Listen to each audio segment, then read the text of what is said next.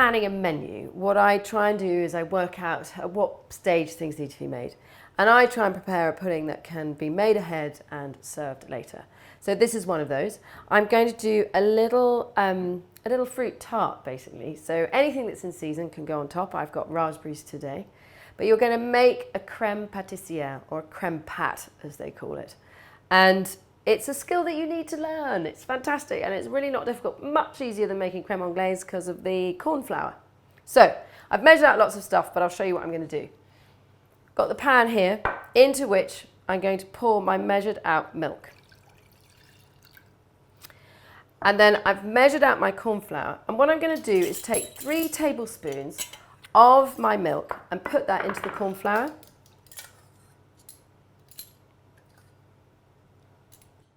The milk has to be cold. And you're going to give this a bit of a stir so it comes a smooth paste. This stops any lumps forming in your crème pâtissière.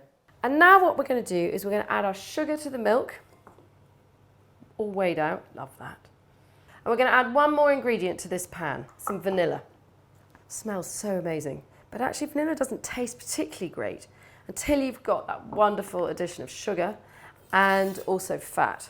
So I'm going to use half a vanilla pod. Now what you want to do with this is you want to make sure you cut down the length of it. So using the tip of your knife, just take it down the length. And then I'm going to put that just in the pan with the milk and the sugar. So that's ready to go. Next what I'm going to do is add my egg yolks to my corn flour mix. So we're going to separate those. You don't actually use your egg whites in this dish, but keep them, make a meringue with them, or add them to an egg white omelette or scrambled eggs. Don't throw them out, or give them to the dog. Up to you. Anyway, what we're going to do is separate the eggs. So crack on the side of the bowl, thumbs in the top, and let the white drop into that bowl and put the yolk straight into the corn flour and the milk.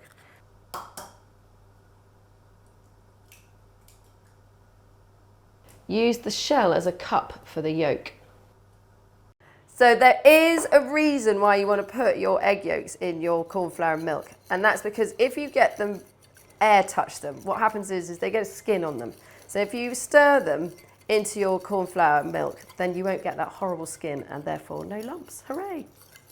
So there's one last ingredient I've measured out, which is a little bit of butter, and that you add at the end and makes all the difference. So I am now going to clear this up. We're going to go to the hob behind. I'm going to show you what we do. So first up, I want to use a nice hot hob to melt the sugar and scald the milk. I'm going to stir it a little bit as it goes, just to make sure that sugar dissolves. So what we're waiting for is for the milk just to begin simmering. You don't want it to boil and froth over. I can see it's beginning to shake. Give it a quick stir, make sure the sugar's all dissolved, and then when it begins to froth, take it off the heat. What we're going to do is take this so we can take the vanilla pod out of it. So you've got to find the vanilla pod. I use tongs to do this because I find it easier, I don't burn my fingers. And use your knife, just scrape the seeds out from the inside of the pod. One side and then the other. Don't forget you've got 2 sides. Make sure you get all those lovely seeds into the pan. If you need to, you might need to use your fingers just to make sure they all come off and go in there. Don't put your fingers in the milk. And that is ready. Back to the hob. And what we're going to do is temper these ingredients. So what that means is you're basically going to pour 1/3 of your hot milk into your egg, and then you're going to give that a bit of a whisk. And then you're going to pour this mixture into your pan. So now, finally, you've got all your ingredients in the pan. Use a spatula to scrape out the bowl, my favourite kitchen utensil. We're going to put it on a medium heat, medium to low, and we're going to stir until we get a lovely pastry cream.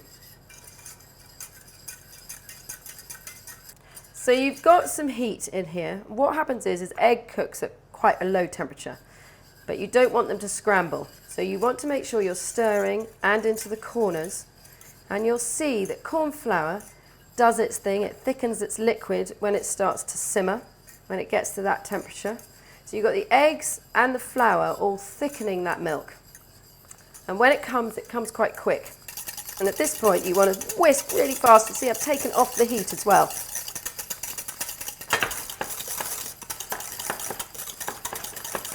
When it's smooth and glossy like that, you can calm down a bit, put it back on the heat, still stirring, because you want to cook that flour. Always best to do it with a whisk. Now just give it a second, see if it's actually bubbling. And it is. Blop, blop. Perfect. Let that do that for about half a minute or so. And then you're going to add, take it off the heat, put in your butter, and just stir that into. Look, it melts really quickly. And keep whisking because it's an emulsion.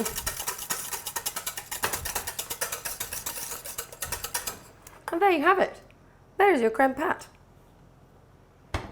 Oh, it's so incredible. The smell is fantastic. And you've always got to taste these things, okay? Just to check that you haven't put salt in instead of sugar. Be careful, it's hot. Oh God, I could eat a bowl of that. That is delicious. But, must move on. What we have to do is put that into a bowl. You can't use this when it's hot. Spatula as much out as you can. And then you want to immediately cover it with a piece of baking paper, or you can use cling film, but it has to go right on directly like that, so that you don't get a skin, and that's why you do it. And then you put this somewhere to cool, and that's your crème pâtissière. So we've made our crème pat, and now what we're going to do is just unroll from a packet, love this, a bit of short crust pastry. Usually you'd make yourself a sweet pastry, but we're going to do this quickly today. So unroll it. Take care if it's just come out of the fridge because it can crack. I don't even bother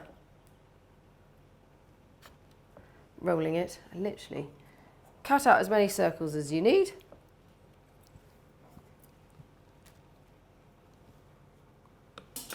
Roll up the rest of your pastry and you can keep it for another day. And what we're going to do is just press these into the pastry tin. Now you can make these bigger if you want. I've got a tiny little tin here. If you don't have that, you can use a normal kind of muffin tray, or simply bake them as discs on a lined roasting tray. You're not trying to get full cups, just kind of more a disc. I'll show you what they look like when they come out. So they're all squidged in there. Now you have to dock your pastry. Docking your pastry means putting some holes in it. That's so it doesn't puff up in the middle. And that is simple as that. They now go into a nice hot oven for about 6 minutes. So I've made my pastry circles. Look, they're lovely and golden, and they've cooled down completely. You can make these a couple of days ahead, actually, and I did make these. Store them in an airtight container, but they just have to be cold before you amalgamate anything. And here's your crème pat that's also cooled down completely. You can also make that a day ahead. And we're going to just build them. They're so simple. Here's your crème pat, delish. And you want to just scoop out a bit of that, put it on top of your pastry. I like to be quite generous. Now it's quite cold this, so it will soften up as it warms up. And you literally put it there and you put a little raspberry on top. And that is it. And I'm just going to repeat that with all of these.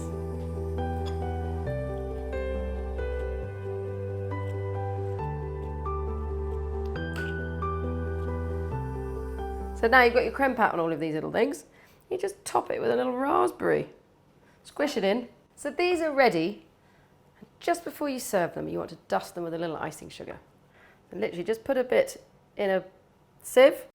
So a little dusting of icing sugar.